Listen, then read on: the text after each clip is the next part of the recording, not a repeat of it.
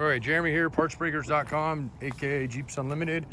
This is going to be a pre-dismantle video for this tub. I was trying to get to this a little earlier, but it's that time of year. We are swamped, so I'll go over it from top to bottom the best I can. Again, pre-dismantle videos, basically what that means. You lock the tub down at the price that I think it's going to be. If it comes out to be better than that, you don't pay any more. If it comes out to be worse than what we're thinking, we will adjust the price down depending on what's wrong with it. If it's major, we can put the deposit towards another tub if I have them. Right now I'm pretty low, pretty slim pickings on YJ tubs, but I do have a couple more in the works. It just doesn't look like it's going to be around the corner. From at this point right now, I'm considering this maybe an A-,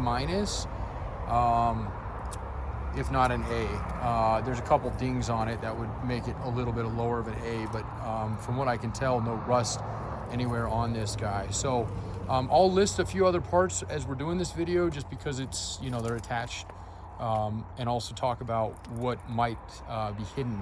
But the first thing is the windshield frame to the tub, which is also obviously an area. This windshield frame looks like a grade A. It looks really clean, so we should have a nice windshield frame out of this. But one area that we can't see, and this is an area that could be potentially hidden on this Jeep, I don't think we're going to have any problems with that, but just like to put it out there, between the windshield frame and the tub is a seal here, and sometimes, specifically East Coast Jeeps will trap moisture, and it blows out either the top of the cowl on the tub or the bottom of the windshield frame, or both. But again, on this one, I don't think we're gonna, there's no tall tale signs of that, but just something, like I said, I like to go over. So top of the cowl looks nice and smooth. There's a little bit of clear coat peeling, but no dings or damage up there. Coming down to the side of the driver's side, this is your one good size ding in that lower rocker.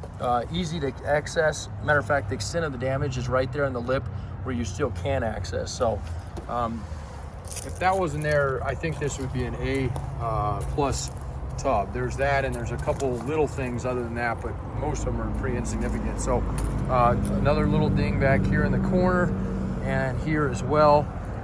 This area is fine, but just you get to this area here and it's got a good size, I'm gonna call it a ding more than a dent, but some could call it a dent, I guess.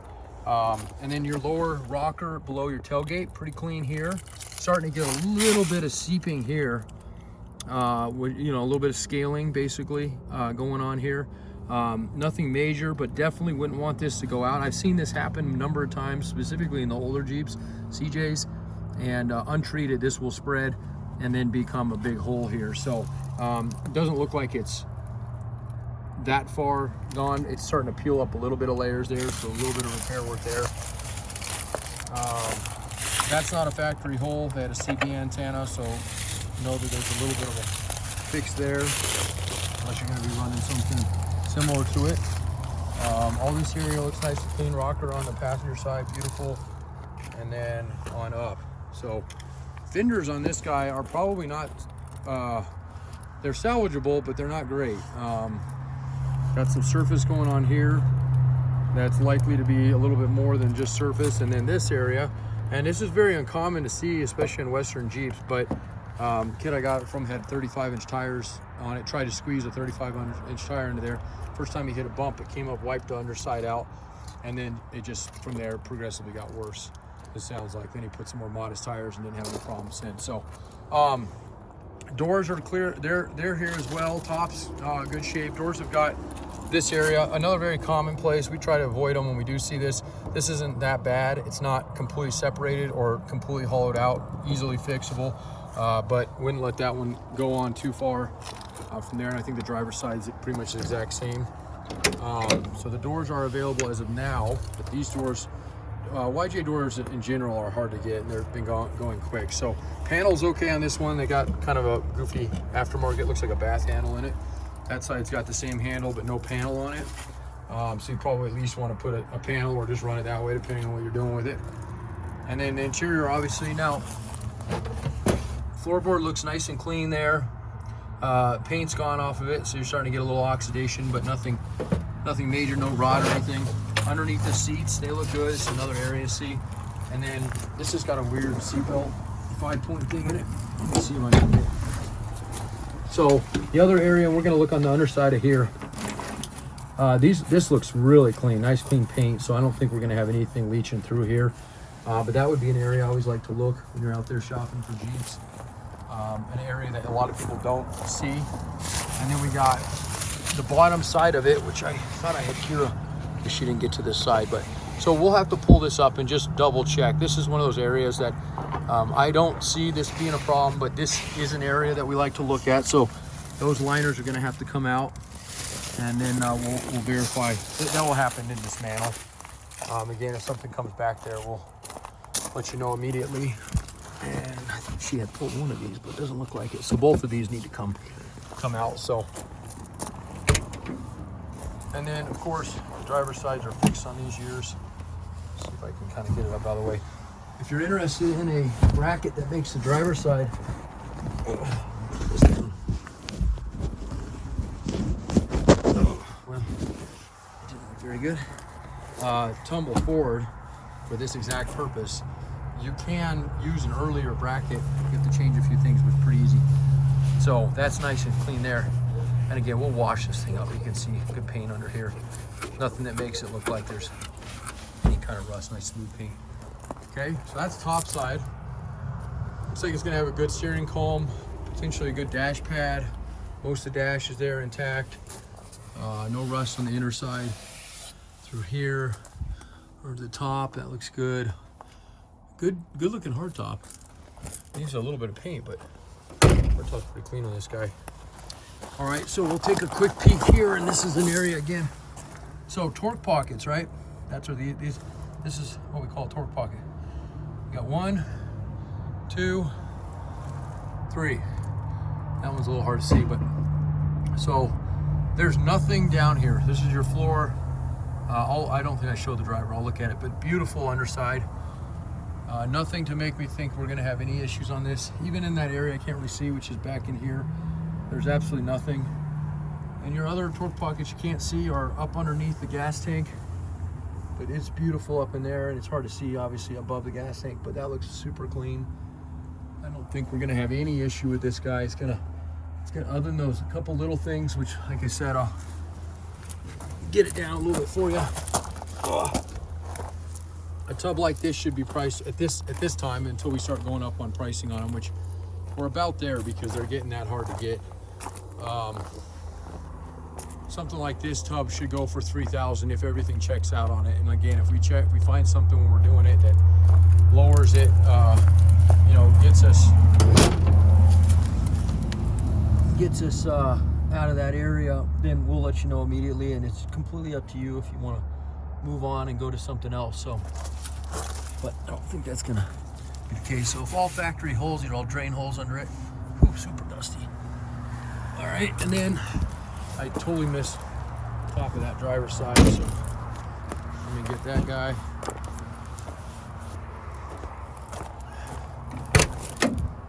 And then one quick, well, let me show you this one. So really nice, that's really nice floor on that side too.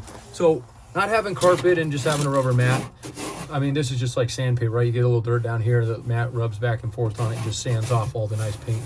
But there's nothing on this whatsoever. This is all nice and smooth, and I guarantee when I wash that, it's gonna come out super clean. So absolutely nothing to be worried about on that side of things. So people ask us a lot, you know, when we sell these things whole, and we really don't do that. It doesn't make a lot of business sense for us because they're so hard to get. You know, the margins that we try to get on our Jeeps with the kind of overhead we run here, to be able to sell it as a whole unit, it just doesn't add up to be the same. And if it was just me and my wife out here, like we talked about, that might be a different story and someday in the future. But unfortunately, we have a few things that people have been waiting on, specifically on this guy. Mechanical parts that we've been having a hard time getting a hold of.